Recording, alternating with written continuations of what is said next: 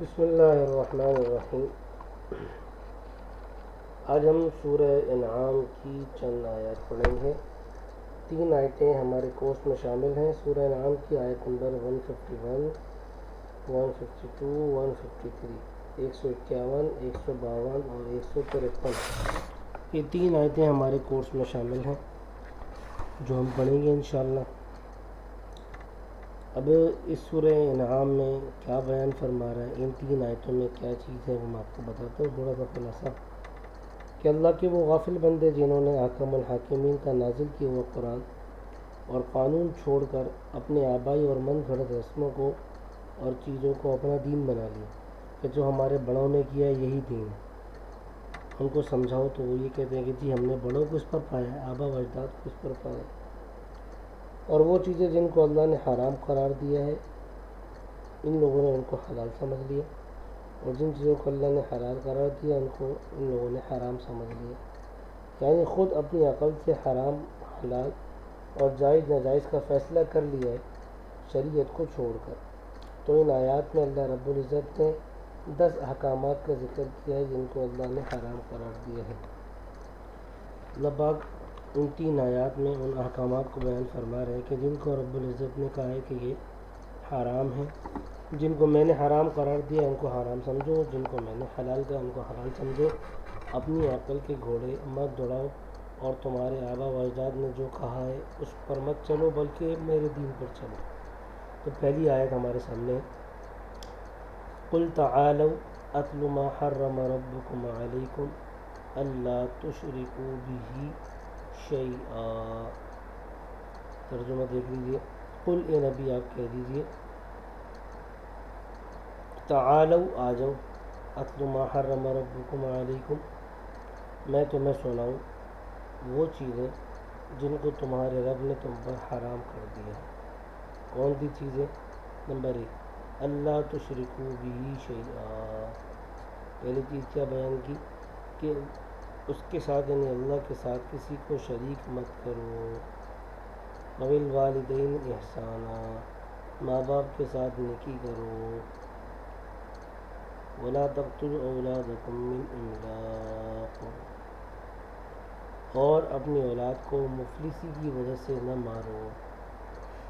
اولادکم، اولاد کو قتل نہ کرو، من املاق، مفلسی کی وجہ سے، تنگ دستی کی وجہ سے۔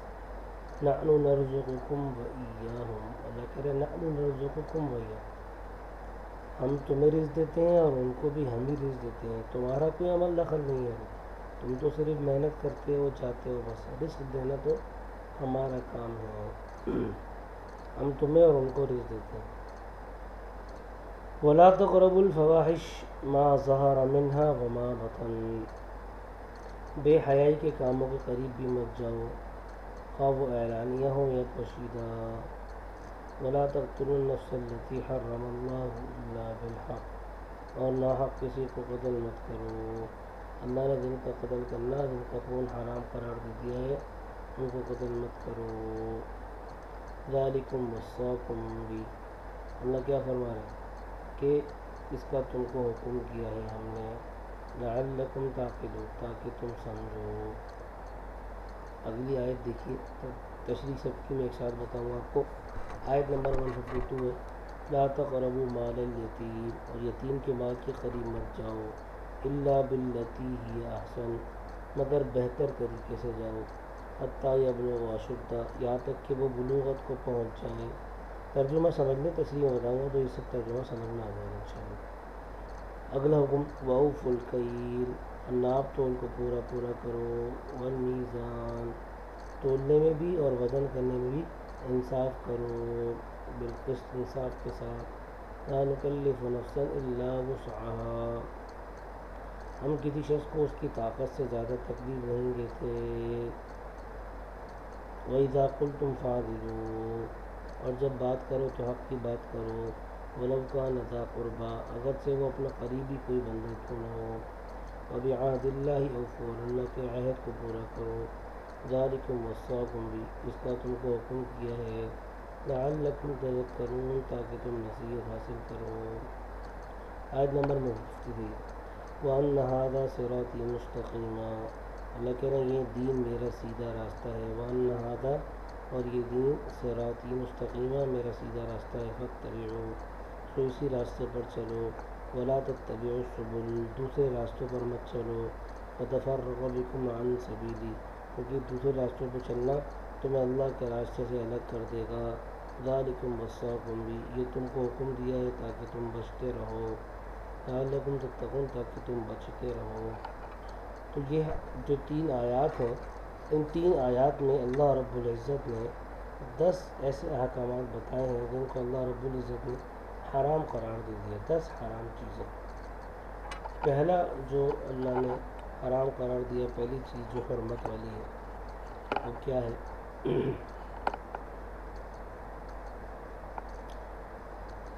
دیکھیں اس آیت میں پہلی حرام چیز یہ بیان فرمائی کہ اللہ کے ساتھ کسی کو شریک کرنا حرام ہے، شرک۔ مشرکین عرب کی طرح بتوں کو خدا بنانا، یہود و نصارہ کی طرح انبیاء کو خدا بنانا، اور جاہل عوام کی طرح انبیاء اور اولیاء کو طاقت و علم میں اللہ کے برابر ٹھہرانا، یہ تمام چیزیں شرک میں شامل ہیں۔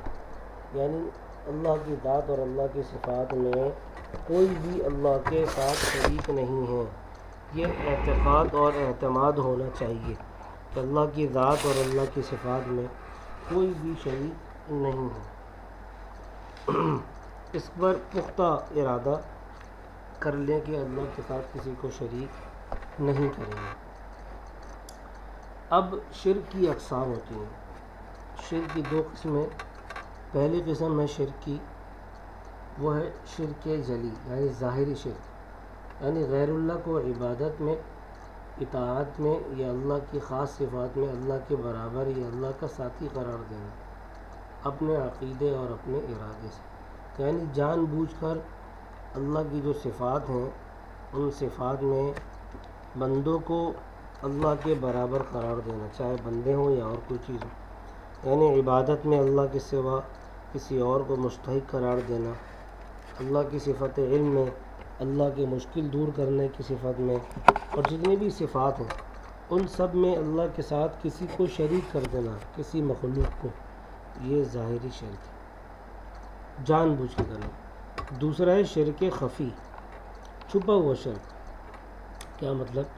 یعنی عقیدے میں اللہ کو کارساز ماننا کہ اللہ ہی کرتے ہیں، لیکن عمل میں اللہ کے غیر کو کارساز ماننا کہ فلاں بزرگ، فلاں پیر، فلاں ولی، فلاں صحابی، فلاں نبی میرا کام بنا دے گا، یہ صحیح نہیں ہے۔ یعنی ہم زبان سے تو کہتے ہیں کہ اللہ ہی کام بنانے والے، لیکن دل میں کیا ہے کہ جب تک ہم فلاں مزار پہ نہیں جائیں گے، فلاں بزرگ سے دعا نہیں کریں گے، فلاں یہ کام نہیں کریں گے تو ہمارا کام نہیں بنے۔ یہ چیزیں برکت کے لیے ہیں، اللہ اس کی برکت سے قبول فرماتے ہیں، لیکن عقیدہ اور عمل ایک جیسا ہونا چاہیے کہ کام اللہ ہی بنائیں گے، ہاں ان بزرگوں کی برکت سے اللہ بنا دیں گے، ان کے وسیلے سے اللہ بنا دیں گے۔ یعنی ان بزرگوں کو، صاحب مزار کو، اولیاء کو، پیروں کو، بزرگوں کو، مرشدوں کو کارساز سمجھنا نہیں چاہیے، یہ سمجھنا چاہیے کہ اللہ ان کی برکت سے کام بنا دیں کہ کام تو اللہ ہی بنائیں گے، تو یہ عقیدہ بھی ہو اور عمل بھی ایسا ہی ہو۔ اور اسی طرح دوسروں کو دکھانے کے لیے کوئی کام کرنا، یہ شرک، چھپا ہوا شرک۔ مثال کے طور پہ آپ نماز پڑھ رہے ہیں تو آپ دکھانے کے لیے کہ لوگ مجھے نمازی سمجھیں، ہاتھ میں تصویر لٹکائی ہوئی تو کہ لوگ مجھے ذاکر سمجھیں کہ میں ذکر کرنے والا ہوں، یا اپنے پیرنٹس کو یا اپنے ٹیچرز کو یا کسی کو دکھانے کے لیے جی نماز بڑے آرام سے پڑھ رہا ہوں تاکہ سامنے والا یہ سمجھے یار ماشاءاللہ کتنا نمازی پرہیزگار بندہ ہے، یا کوئی صدقہ خیرات کرے لوگوں کو دکھانے کے لیے، تو کوئی بھی نیک کام دکھاوے کے لیے کیا جائے تو یہ شرک خفی ہے، چھپا ہوا شرک ہے۔ تو اس میں آپ اللہ کے ساتھ براہ راست کسی کو شریک نہیں کر رہے، لیکن غیر ارادی طور پہ، کیونکہ یہ صدقہ اللہ کے لیے تھا، آپ نے بندوں کو شریک کر لیا، دکھانے کے لیے کر رہے ہوں۔ تو فرمایا شرک اتنا سخت اور بڑا گناہ ہے کہ اللہ نے قرآن میں فرمایا کہ شرک معاف نہیں کروں گا، تو یہ پہلا حرام ہو گیا۔ دوسرا حرام وہ ہے والدین سے بدسلوکی، فرمایا وبالوالدین احسانا، والدین کے ساتھ اس نے سلوک۔ تو دوسری حرام چیز یہ بیان فرمائی کہ والدین کی نافرمانی کرنا حرام ہے، ان کے ساتھ اچھا سلوک کرو، احسان کا معاملہ کرو، نرمی کا معاملہ کرو۔ حضرت ابو ہریرہ رضی اللہ تعالی عنہ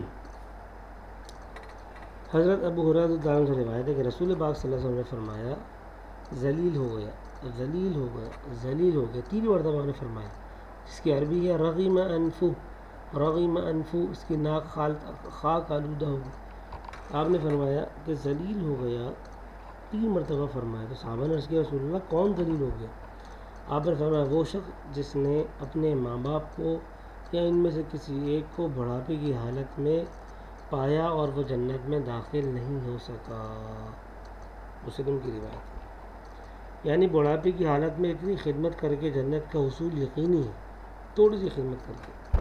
تو فرمایا کہ بڑا محروم اور ذلیل ہے وہ شخص جس نے اتنی سستی اور آسان جنت کو ہاتھ سے کھو دیا، کیونکہ اس عمر میں ان کی خدمت کی ضرورت ہوتی ہے۔ جوانی میں تو وہ اپنے کاموں کو خود انجام دے لیتے، کسی کی محتاجگی نہیں ہوتی، جبکہ اس عمر میں تھوڑی سی خدمت سے راضی اور خوش ہو جاتے ہیں اور دعائیں دیتے ہیں، جس کی وجہ سے جنت یقیناً مل جاتی ہے۔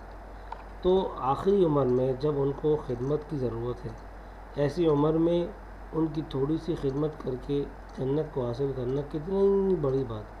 تو اگر کوئی اس چانس کو مس کر دے کہ ان کی خدمت نہ کر سکے جان بوجھ کے، ایک تو یہ کہ موقع ہی نہیں ملا کہ اور بھی یہ لوگ کرنے والے، ایک یہ کہ موقع ملا لیکن آپ نے اس کو اویل نہیں کیا، آپ نے والدین کو اکیلا چھوڑ دیا، بیوی بچوں کو لے کے الگ ہو گئے اور ان کے پاس کوئی فیسلٹیز بھی نہیں۔ ایک صورت تو یہ کہ چلو ان کے لیے آرام، ان کے لیے کام کرنے والی ہے، دوسرے بھائی ہیں، گھر ہے وغیرہ وغیرہ، تب تو اتنا مسئلہ نہیں ہے، لیکن ایسی کوئی چیز ان کو سہولت میسر نہیں ہے اور آپ نے والدین کو چھوڑ دیا اور ان کی خدمت نہیں کی، تو فرمایا کہ یہ بہت بڑی محرومی کی بات ہے۔ تیسرا حرام جو اس آیت میں بتایا ہے وہ ہے قتل اولاد، کہ اولاد کو مفلسی اور رزق کی تنگی کی وجہ سے قتل نہ کرو۔ کیوں؟ اس لیے کہ اللہ فرما رہا ہے کہ ان کو میں رزق دیتا ہوں، تم ان کو قتل نہیں کرو اس وجہ سے کہ میں ان کو کھلاؤں گا کیسے، میں پالوں گا کیسے، یہ تم مت سوچو، تمہارے سوچنے کا کام نہیں ہے۔ گزشتہ زمانے میں باقاعدہ طور پہ لوگ اپنے بچوں کو، خاص کر بچیوں کو زندہ دفن کر دیا کرتے، اور آج کل کے ترقی یافتہ دور میں زندہ دفن تو نہیں کرتے، لیکن اولاد کی پیدائش ہی نہ ہو اس کے لیے طریقے اختیار کیے جاتے ہیں اور طرح طرح کے ہیلے بہانے ہوتے ہیں۔ یہ قتل اولاد ہی کے حکم میں آتا ہے، یہ ناجائز ہے، ٹھیک ہے۔ اسی طرح اولاد کی تعلیمی اور اخلاقی تربیت نہ کرنا اور ان کو بے دینی کے لیے آزاد چھوڑ دینا، یہ بھی قتل اولاد کے حکم میں آتا ہے۔ تو یہ بات سمجھ لیں، اولاد قتل کرنا، کوئی آدمی سوچے کہ ہم کیسے اولاد کو قتل کر سکتے ہیں، یہ تو ممکن ہی نہیں ہے۔ تو قتل اولاد کا طریقہ جس طرح یہ ہے کہ زندہ دفن کر دیا جاتا ہے، ایسے ہی اگر آدمی یہ سوچے کہ یار میں کماتا تو ہوں نہیں یا میری تنخواہ کم ہے، اس وجہ سے وہ بچوں کی پیدائش نہ کرے، ایسے طریقے اختیار کرے کہ جس سے بچے پیدا نہ ہوں، یہ انتہائی غلط کام ہے اور یہ بچوں کو قتل کرنا شمار ہوتا ہے۔ ہاں اگر عورت بیمار ہے یا مرد بیمار ہے یا ڈاکٹروں نے بولا ہے کہ اور بچے ہوں گے تو عورت کی جان کا خطرہ ہے، ان سب چیزوں کو سامنے رکھتے ہوئے تو طریقے اختیار کیے جا سکتے ہیں، لیکن خواہ اس وجہ سے کہ بچے زیادہ ہو جائیں گے تو پھر تنگی ہو جائے گی، پھر ان کی پڑھائی کا مسئلہ اور ان کے کھانے پینے کا مسئلہ، یہ سب چیزیں سوچتے ہوئے اولاد کو پیدا ہونے سے روکنا یہ انتہائی غلط ہے اور قتل اولاد کے حکم میں۔ چوتھا حرام جو یہاں بیان ہوا وہ ہے بے حیائی کے کام کرنا۔ اللہ نے ان چیزوں سے منع فرمایا ہے۔ وہ کیا ہے کہ جتنے بھی کام اور طریقے ہیں بے حیائی کے، خواہ وہ اعلانیہ ہو یا وہ پوشیدہ ہو، ان کے قریب بھی مت جاؤ۔ اب فواحش یعنی بے حیائی کے کاموں میں کافی تفصیل ہے۔ اس میں وہ تمام گناہ شامل ہیں جن کا تعلق اقوال سے ہو یا افعال سے، ٹھیک ہے۔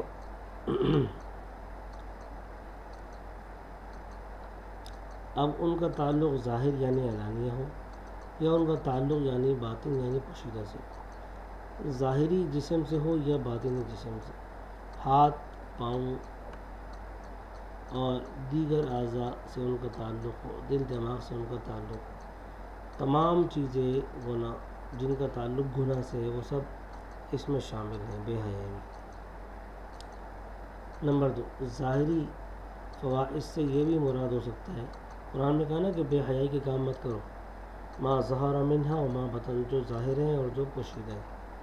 تو اب ظاہر سے کیا مراد ہو سکتا ہے؟ فرمایا کہ وہ کام جن کا برا ہونا عام طور پہ مشہور اور معروف ہو، جن کو لوگ برا، جس طرح شراب پینا، زنا کرنا، چوری کرنا، جن کو عام طور پہ لوگ برا سمجھتے ہیں، یہ مراد ہے کہ جو ظاہری گناہ ان سے بچو۔ اور باطنی فوائد سے مراد کیا ہے؟ وہ کام جو لوگوں میں عام طور پہ برا نہ سمجھا جاتا ہو لیکن وہ اللہ کے ہاں برا ہو، جیسے طلاق۔ اب طلاق دینا لوگ برا نہیں سمجھتے لیکن اللہ کے ہاں ناپسندیدہ ہے۔ جس طرح فوائد سے بچنا ہے، اسی طرح ان جگہوں سے بھی بچنا ہے جہاں اس طرح کے بے حیائی کے کام ہوتے ہیں۔ تو یہ 4 حرام کام یہاں پہ بیان ہو گئے۔ 5واں حرام کام جو اللہ نے شاید کہا ہے وہ ہے قتل ناحق، کہ ناحق یعنی خواہ کسی کو قتل کرنا، یہ جرم اور حرام ہے۔ حضرت عبداللہ بن مسعود سے روایت ہے کہ نبی کریم صلی اللہ علیہ وسلم نے فرمایا کہ مسلمان کا خون حلال نہیں مگر 3 وجہوں سے، یعنی 3 صورتیں ایسی ہیں کہ جس کی وجہ سے مسلمان کو قتل کرنا جائز ہے۔ نمبر 1، شادی شدہ ہونے کے باوجود زنا کاری میں مبتلا ہونا۔ اگر کوئی شخص شادی شدہ ہونے کے باوجود زنا کرتا ہے تو اس کو سنسار کیا جائے گا، یہ بات پہلے آ چکی ہے۔ نمبر 2، کسی نے ناحق کسی کو قتل کیا تو اس کے بدلے میں قتل کرنا، یعنی قصاص، یہ بھی باتیں آ چکا ہے۔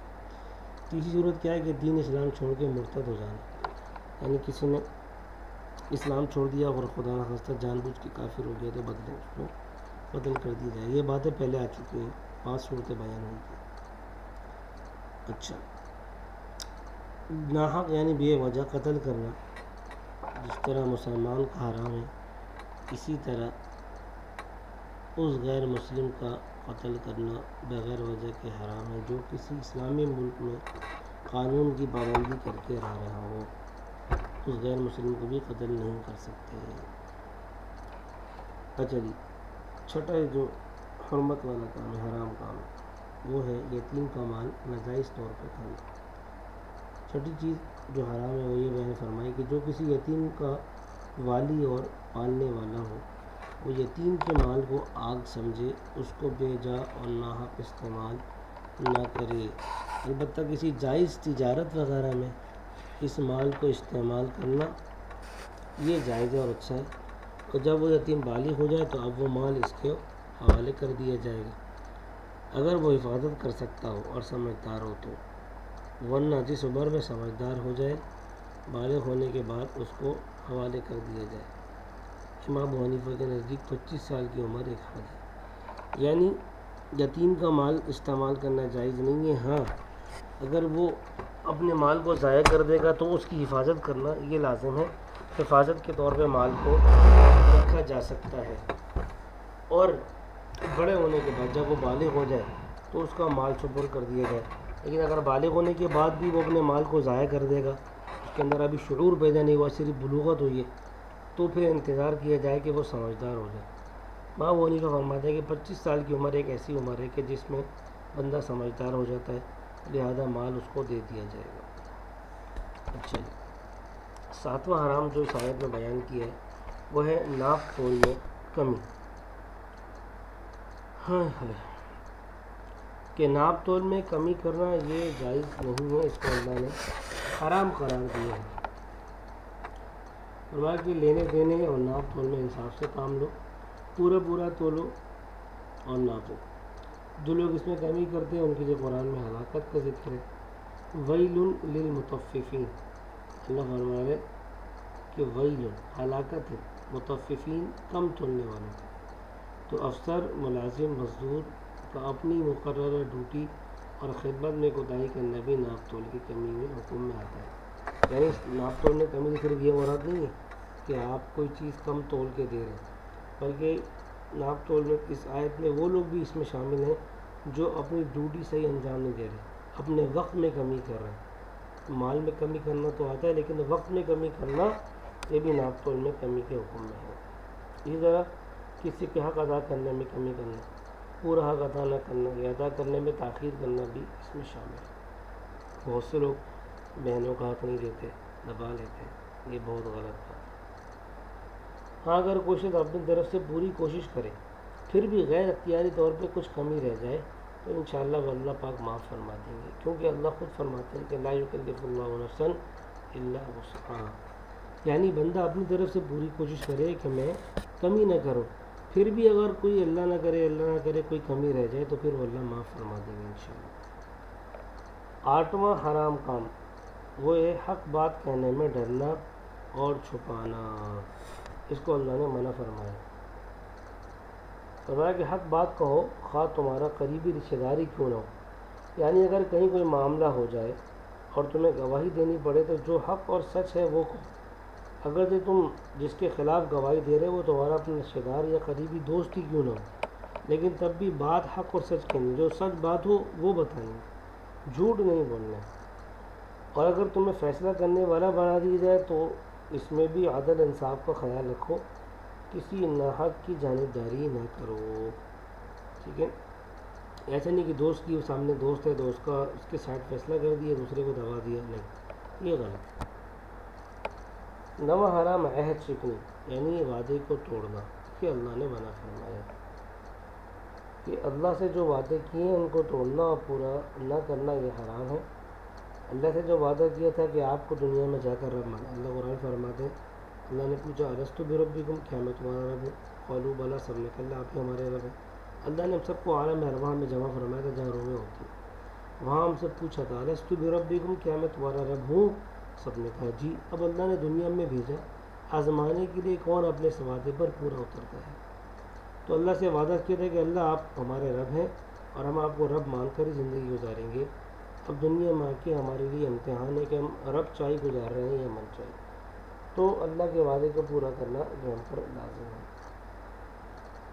اور اسی طرح اللہ کے لیے جو نظر اور منت مانی جائے اس کا پورا کرنا بھی لازم ہے۔ آپ نے کوئی نیت کر لی، کوئی منت مان لی کہ اگر میں امتحان میں کامیاب ہو گیا یا ہو گئی تو میں 2 روزے رکھوں گی یا رکھوں گا، یا میں کسی غریب کو کھانا کھلاؤں گا یا نوافل پڑھوں گا، کوئی بھی منت مان لی اللہ کے لیے، تو اب اس منت کو نظر کو پورا کرنا انسان پر لازم ہے۔ 10واں حرام جو اس آیت میں بیان ہوا ہے وہ کیا ہے؟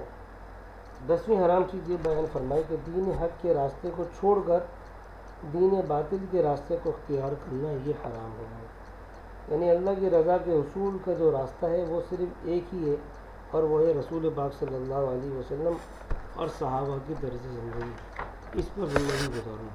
جو اس راستے کو چھوڑ کے کوئی اور راستہ اختیار کرے گا تو وہ دین اسلام سے ہٹ جائے گا اور قرآن حدیث سے بھی ہٹ جائے گا، اور اگر ہٹ جائے گا تو پھر وہ اپنی سمجھ کے مطابق زندگی گزارے گا تو یہ اللہ سے دوری کا سبب بن جائے گا، ٹھیک ہے؟ اور اللہ سے ناراضگی، اللہ پاک ناراض ہو جائے گا۔ لہذا اپنے خیالات اور سوچوں کو اور تجویزات کو قرآن و سنت کے تابع کرنا چاہیے، نہ کہ اپنے خواہشات کی۔ آدمی اپنی خواہشات کا راستہ اختیار نہ کرے، بلکہ جو اللہ چاہتے ہیں، جیسے اللہ کے رسول چاہتے ہیں، اس طریقے کے مطابق زندگی گزارے تو ایسا آدمی کامیاب ہے۔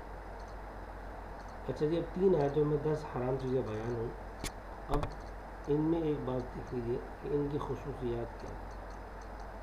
ان 3 آیات کی خصوصیت یہ ہے کہ ان کو رسول پاک صلی اللہ علیہ وسلم کی وصیت کہا جاتا ہے، حضور کا وصیت نامہ۔ اگر پوچھا جائے کہ حضور کا وصیت نامہ کیا ہے تو آپ کہیں گے جی سورہ انعام کی 3 آیتیں، 151، 52، 53۔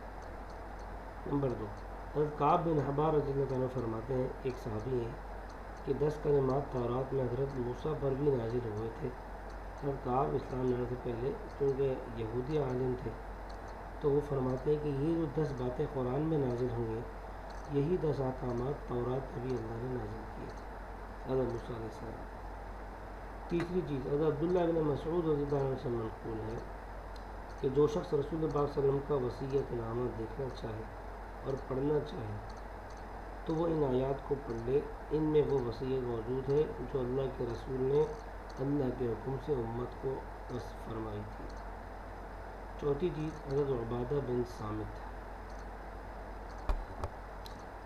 حضرت عبادہ بن صامت یہ ایک صحابی فرماتے ہیں کہ رسول پاک صلی اللہ علیہ وسلم نے صحابہ کرام کو خطاب کر کے فرمایا کہ کون ہے جو مجھ سے ان 3 آیتوں پر بیعت کرے، جو اس بیعت کو پورا کرے گا اس کا اجر اللہ کے ذمہ ہے۔